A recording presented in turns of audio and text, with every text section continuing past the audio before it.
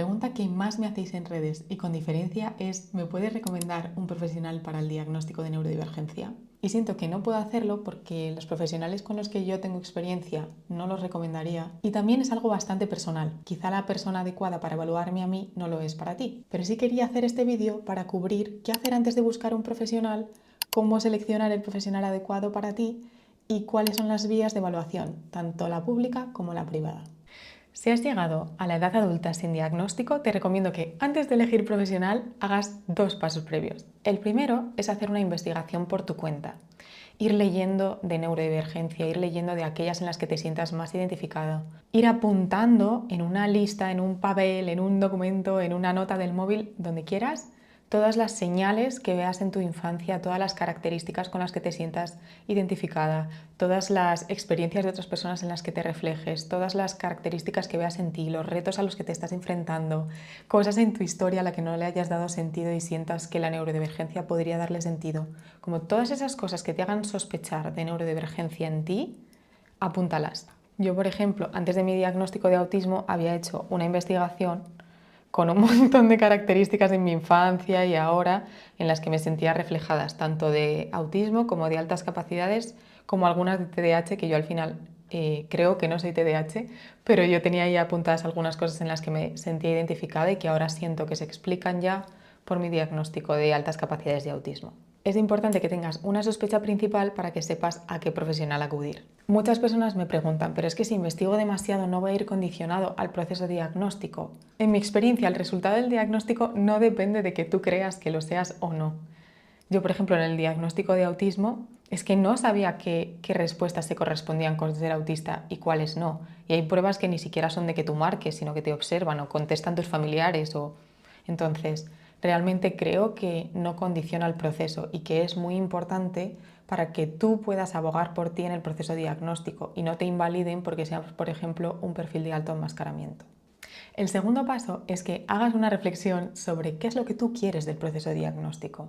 Puede que solo quieras una confirmación, un sí o un no, o puede que necesites comprender un poco más qué significa eso y que en la devolución, por ejemplo, pues puedas hacer muchas preguntas, sea una persona que conozca en profundidad el tema. O puedes querer, por ejemplo, encontrar herramientas y que en el informe se expliciten cosas que tú puedes hacer para gestionar mejor tu día a día. O puede que quieras también encontrar una persona que luego te pueda acompañar y te pueda hacer terapia, esa persona o alguien de su equipo. Entonces, saber lo que buscas del proceso diagnóstico es importante para saber, en el tercer paso, a quién buscar.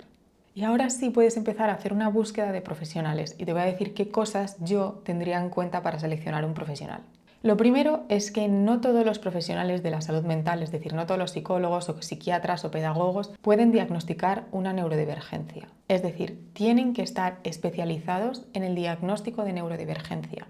No vale cualquier psiquiatra, psicólogo, ni tampoco vale que tú le comentes tus sospechas a tu terapeuta y te diga, pues a mí no me lo parece. El segundo criterio para mí importantísimo es que estén actualizados. La investigación en neurodivergencia está avanzando muy rápido en muy pocos años y hay profesionales que todavía se han quedado desactualizados. Por ejemplo, en altas capacidades hay profesionales que siguen evaluando con el criterio de CI mayor de 130. O en autismo hay profesionales que siguen empleando términos como Asperger o alto funcionamiento. Y muchos profesionales siguen anclados en un estereotipo que nos daba la investigación de hace muchos años en niños pequeños con muchas necesidades de apoyo. Y de ahí el punto 3, y es que el profesional evalúe a adultos, mujeres y tengan mucha experiencia con perfiles de alto enmascaramiento. Porque si has llegado a la edad adulta sin diagnóstico, es muy probable que no tengas la presentación estereotípica de la neurodivergencia de la que sospeches y también tengas grandes habilidades de camuflaje.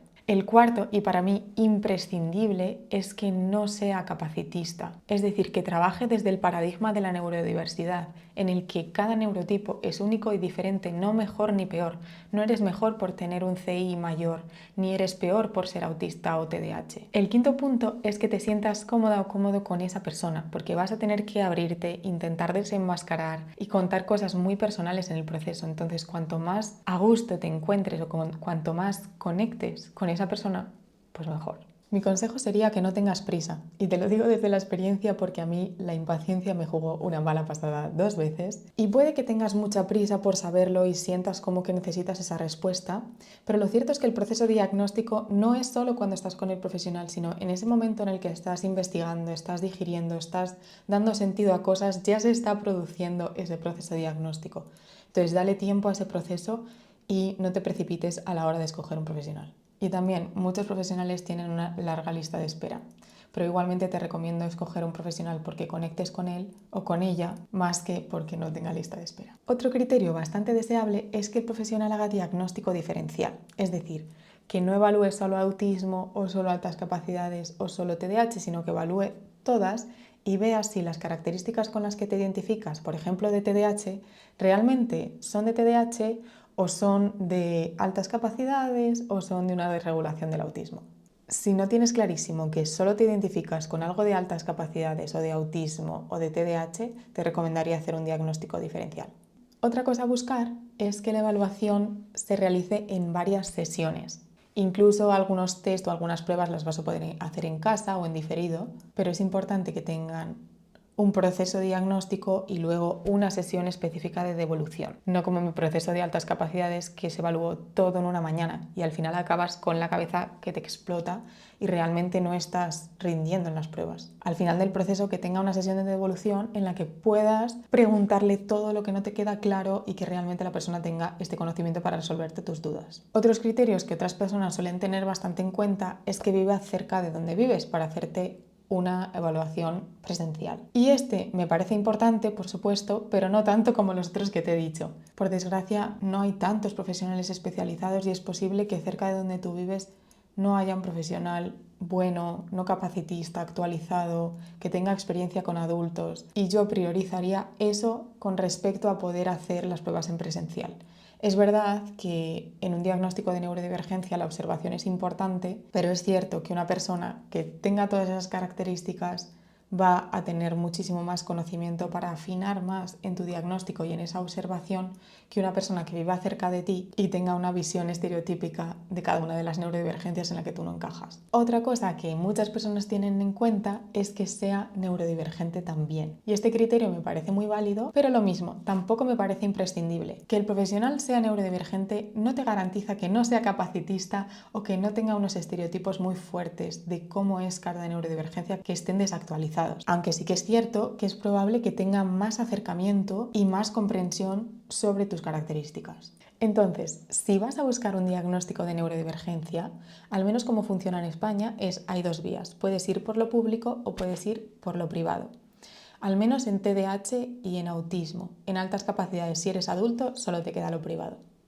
Para ir por lo público, que sería gratuito, tendrías que ir a tu médico de cabecera con tus sospechas y que te derivara a un profesional de la salud mental que te pudiera hacer el diagnóstico. La realidad es que la mayoría de historias que me han contado acerca de la búsqueda de diagnóstico por la sanidad pública son bastante invalidantes, pero esto va a depender del profesional con el que te encuentres. Para tener la máxima posibilidad de éxito, lo que sí que te recomiendo es que lleves esa lista de todos los atributos, esa investigación que has hecho, con señales desde la infancia, porque es una condición de neurodesarrollo, van a estar buscando señales desde la infancia y cómo te está afectando en tu vida diaria a día de hoy. La segunda opción es ir por el privado. No es algo barato también. Yo, por ejemplo, pagué 400 euros por mi diagnóstico de altas capacidades y 500 por el de autismo, pero al menos te eliges a la persona. Idealmente sería más ágil que la sanidad pública, pero la realidad es que muchos profesionales tienen una lista de espera enorme. Que no te extrañes si tienen meses de lista de espera o incluso año, año y medio. En fin, que espero que esto te haya servido mucho, mucha suerte, y si tienes algún profesional con el que hayas tenido una buena experiencia, porfa, déjalo en comentarios.